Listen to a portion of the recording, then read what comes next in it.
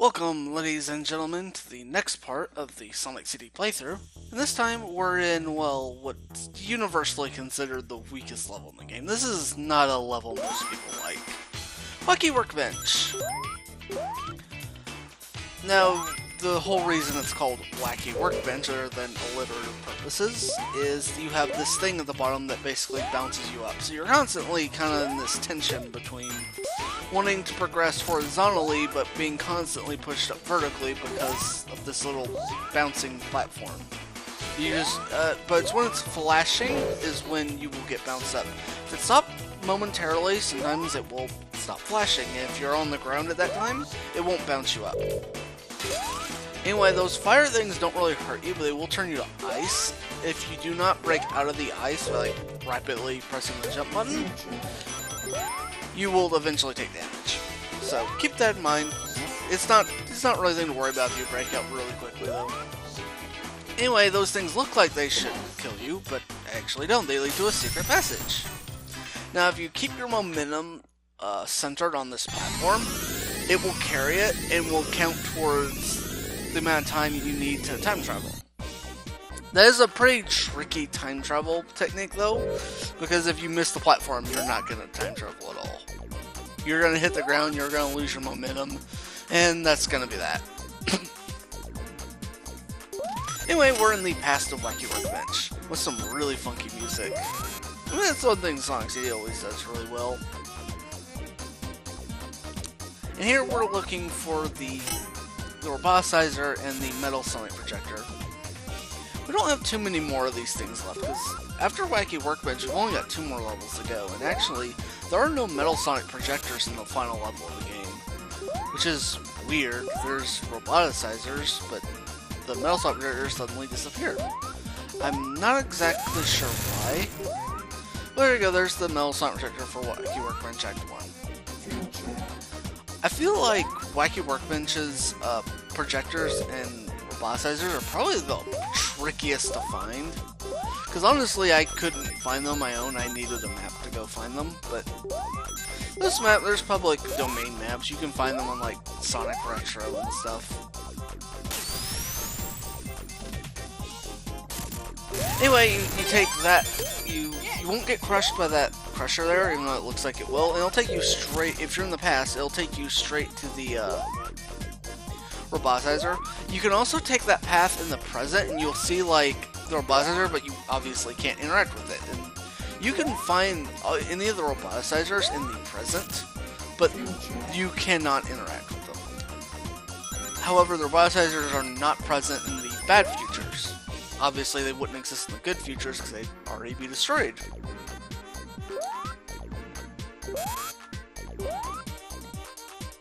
Anyway, we're just searching for a way to time travel in the future so I can eventually show off the good future of Wacky Workbench. And yeah, that bouncing platform thing is kind of annoying. I would personally rather have this stage without it, but I don't think it's a literal cancer upon society that it gets made out to be. But maybe that's just experience talking. And generally the best way to do it is to go all the way back here. And this is an issue with the level design of Wacky Workbench, is how much you have to backtrack to get, well, to find a good place to time travel, because the places the game wants you to time travel aren't always immediately apparent. Again, it's not, for me personally, because I have experience with this game, it's not something that bothers me all that much. But if someone new to it will definitely be upset by it. Anyway, we have this special little area here. In the past, you find this little angel statue and she'll just drop rings. In the, I believe this is the bad future, it is a Robotnik statue instead. And he will just throw spikes at you that will damage you. So kind of a neat little thing there. Always liked little things like that. Nice little touches, you know, that make the time travel mechanic actually feel like it's worth something. Now this is also a really tricky time travel technique. Is just because if you hit the slope at the wrong angle, at least in the Sega CD version, you'll lose your momentum completely and you won't time travel. And you could potentially lose your time travel thing. I haven't actually tested that particular one in the Steam release, so I assume the physics are cleaned up enough to where that wouldn't be a problem. Anyway, we got a future signpost, and we're going to use that to travel in the future with the same technique.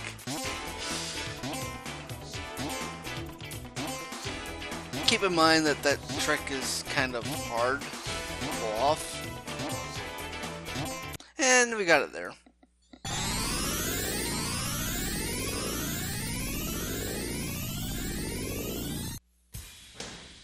And now we're in the good future. It's a lot, well, I mean, I think the past was pretty colorful. The present was not as much color as this, though. And now with all that stuff done, we're pretty much good to go to getting to the end of the level. I mean, we don't need to take that path down there. One thing I do like about Wacky Workbench are some of the more hidden ways to access some paths. Like, it's not exactly intuitive, but the whole crusher leading to an extra path thing is something I actually kind of like. And this is one of those levels that, if you try to, like, speedrun it, it will drive you insane. Anyway, there's a little passage there that you can go to make things a little faster.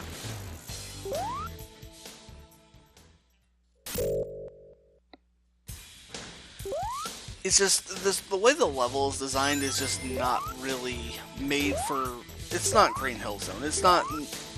It's an extremely vertical level, and treating it like a horizontal one is just a huge mistake. And again, since this game is kind of built for exploration, I'm not all that bothered by how Wacky Workbench is constructed. But a lot of people on the internet disagree with me, so I must be wrong, clearly. Anyway, since we got 50 rings, that's enough for the special stage, and we're going to go for a 5th time stone. And this special stage is kind of tricky. It's like, all those special stages we have here are really difficult, and don't be too surprised if you lose a few times before finally getting a time stone. That black pit is actually water, even though it doesn't really look like water. It is. So keep that in mind, don't touch it unless you want to lose really fast. And sometimes it's just worth it to take a longer route to avoid getting in water, because what you think may save you like a couple of seconds may end up costing you like 30 or 40 seconds just by touching the water and getting stuck at an angle. Like, you just lose so much time so fast.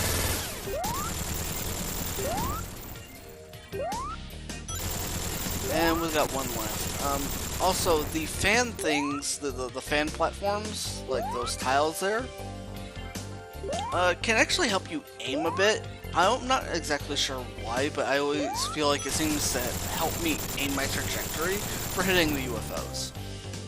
And with that, we got our 5th time stone. 5 down, 2 to go.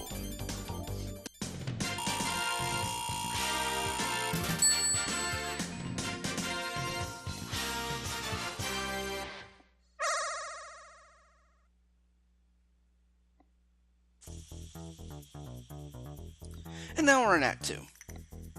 And yes, like the title Tempest video, this one's going to be a bit beefy. And like I mentioned before, you can see the roboticizers in the present, even though you can't really interact with them, and we just saw one there. So we could immediately transport into the past to try and get to it. But I think first I want to show off what the bad future looks like.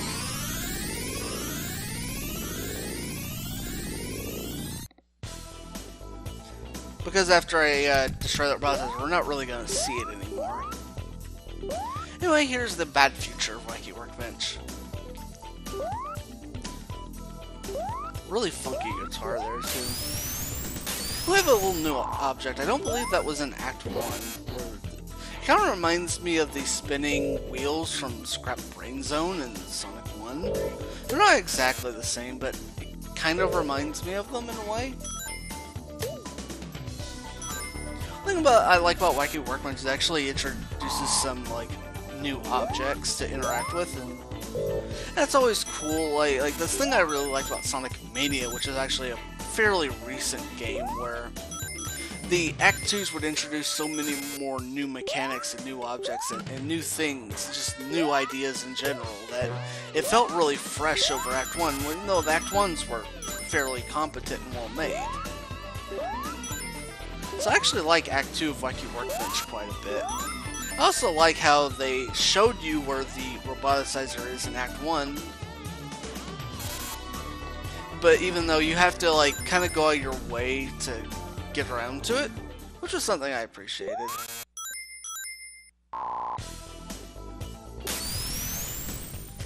And we've kind of seen enough of the bad future. I could have explored more if I wanted to, but I didn't want this video to go on for way too long. Well, we're back in the present. Now we need to find a way to get back to the... Well, we don't need to get to the beginning of the level yet, we need to find a way to transport to the past. And this figure 8 thing is just perfect for the job. There's a thing with Sonic CD, some stages and some acts have really obvious and easy ways to travel to the past, and some don't, and the ways you really need to tend to be a bit more obtuse. I got stuck there, but it's no big deal. Anyway, since we're in the past, I could restart the level at the cost of a life and go back to the very beginning, but I'm gonna go back the hard way, just in case you did. Let's say you were trying to hold on to your rings for a special stage, but you still wanted to get the roboticizer. And this is how you would go through it.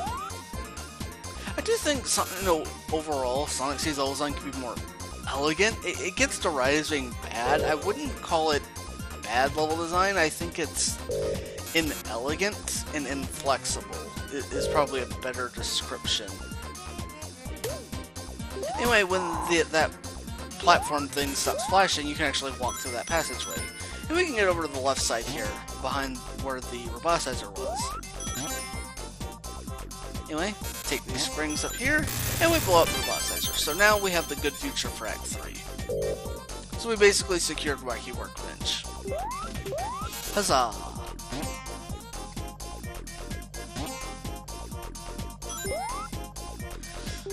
But yeah, this is one of those games that really gets derided for its level design. I think it can be improved, but I don't think it's an abomination or anything. And that's one thing, even though the level design could be more elegant, which is obviously due to, maybe not having as much dev time as it really could have used. I really appreciate the willingness to experiment because, there was the Metal Sonic Protector there, so if you were looking for that, there you go. Now we can enter the level and head to Act 3. But getting back to my prior point, I really appreciate the willingness to experiment and maybe flaunt some of the conceptions of what Sonic is supposed to be, because that's a conversation that comes up a lot in Sonic discussions, which is actually kind of annoying. It is a really rigid idea of what Sonic's supposed to be, and usually when people say what Sonic's supposed to be, they mean exactly like Sonic 2. Nothing wrong with that, Sonic 2 is a fantastic game, but I don't want every series to be like Star Fox, where they just remake Star Fox one ad nauseum, like over and over and over again. And for that, I feel like Sonic CD is a success because it manages to experiment with the time travel system and all these crazy levels and level design ideas, and some of them probably don't really work that well.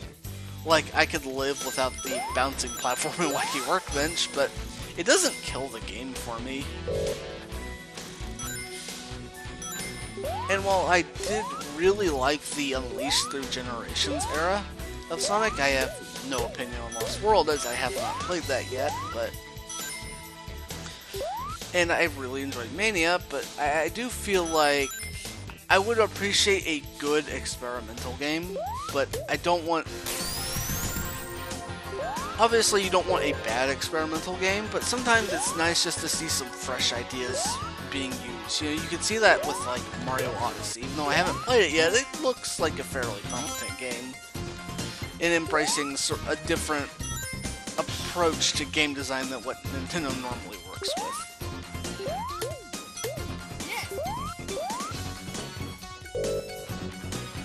So for that, I really like and appreciate what Sonic CD brings to the table, even though it has its fair share of critics.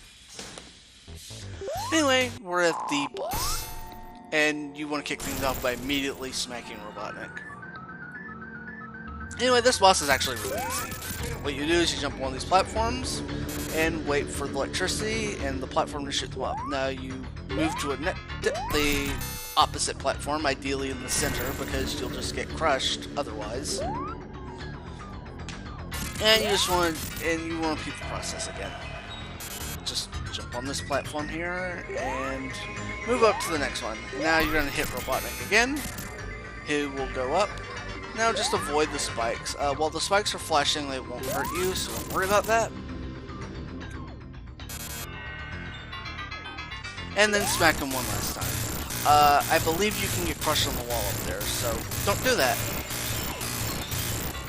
And that's the end of the level, guys. So I'll see you guys next time.